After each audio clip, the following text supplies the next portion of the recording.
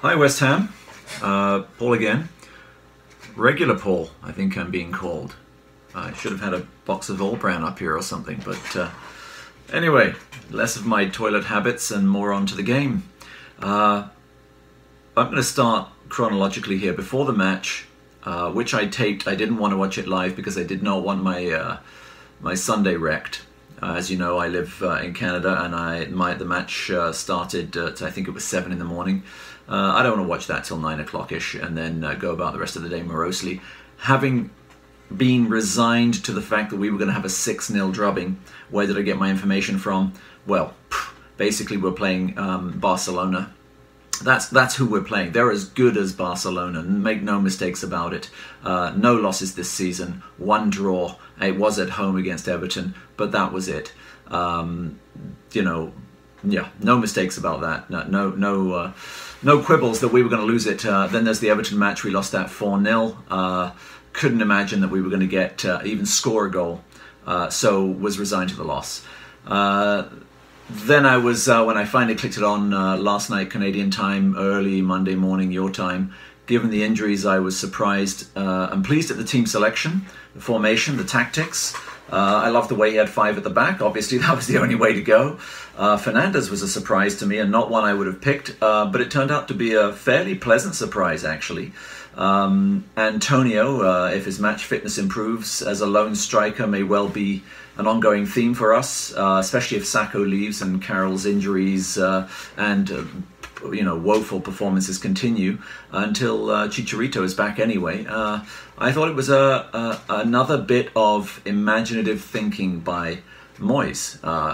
He's surprising me a little bit. I had him down as a staid. You remember Allardyce? You remember Nolan every week? You remember the formation? You remember that everybody knew what position they were playing in every match, and it was all you were ever going to get. Well, Moyes seems to have a little extra dimension than Allardyce did. Now I know that nothing's going to be spectacular and we're not going to be Barcelona on a budget, but at the same time, given what he had, I was quite impressed with the way that he employed the players.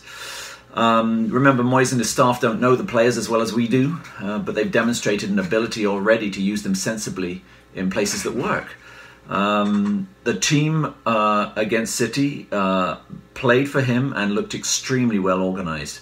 And once the players are on the pitch, it's up to them. And so many times this season we've seen that that's where it's gone wrong. They've lost the plot, lost the plan.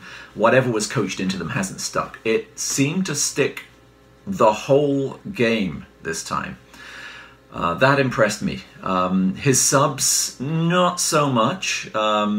Like I think Gio Gonzo said in the review, and I haven't watched the cup of tea yet, but like they said in the review, anybody could see that a barely match fit, recently returned Antonio was, I think, blowing through his derriere was some way that it was put.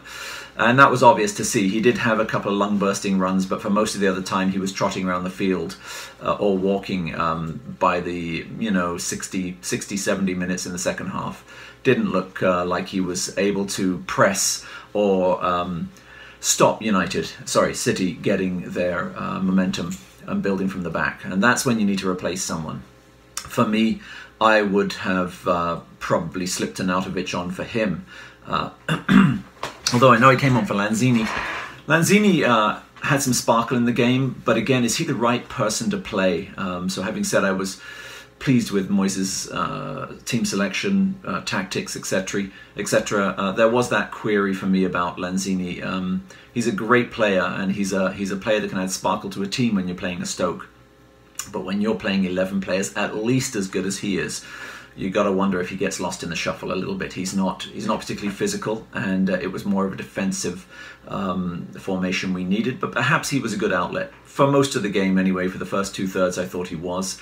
If you took him off, it's hard to see who you would replace him with, given that I was already going to put Arnautovic on for Antonio. Anyway, was very pleased by the on-pitch effort, the organisation, the desire the team showed on there.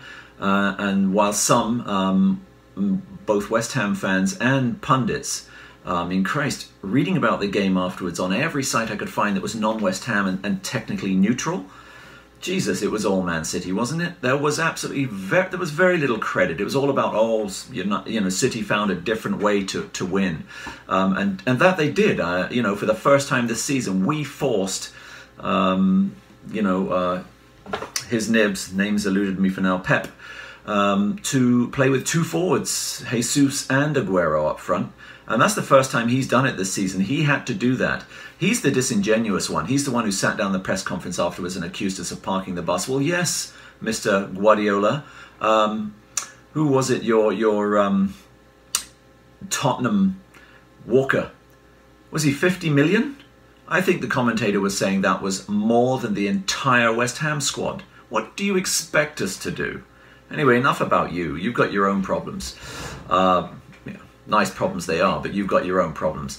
I thought it was a great, formation by Moyes, and I was happy that we did it, and we seemed to play it very well.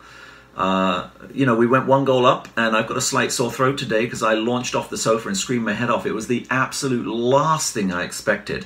One, a brilliant cross by Cresswell, but slightly unexpected, and two, Ogbonna, really? And 3, against City at home. The stats are amazing. Like I said, they give up 0.6 of a goal every game. And when you consider that we were playing a team that, they beat Liverpool 5-0 there. They beat Palace 5-0 there. They beat Stoke 7-2 there. 3-0 against Burnley and Arsenal. Or 3-1 against Arsenal. The only other team to do what we did in that ground and just accept 2 goals in our own net are Southampton, who also scored 1 against them. That's it. So Moyes has done his homework. He's looked at the Huddersfields and the Southamptons and seen what they've done, and he has tuned our team up relatively quickly from what we saw against Everton to deal with this team. So that again impresses me. Whether this is good enough for us to stay up, I don't know, because these are points we never expected to get. I mean, like I said, I expected 6 goals past us. I was not looking forward to this. But the question is, can we do this 2 games in a row? Because we played well, not as well, but well against Leicester. Then we had an absolutely horrible match against an awful team that I didn't even want to comment on. It was just, I've seen it so many times before this season, there was nothing fresh to say about that game. Then we come back against City and we put in a performance like this. My question is, can we do this 2, 3, 4 consistently times in a row? Can we? Because if we can make it out of the side of this black hole of fixtures that we have and continue to play this way without losing too much heart, because let's face it, we've got 2 matches coming up, only one of which do I think we can get anything from, and more on that in a minute. But if we can come out the other side of these fixtures and play like this, consistently, then we've got a chance. The jury's still hung. We are in a terrible position, make no mistake. We are going to have to become the team we saw yesterday, and we're going to have to do that consistently. Can we do it? Big question mark. Don't know if we can do that 2 games in a row, let alone the 6, 7, 8, 9, 10 that we have to do it. We will be getting players back eventually. Chicharito will be coming back, but how he works under Moyes and how he fits into this system, I don't know.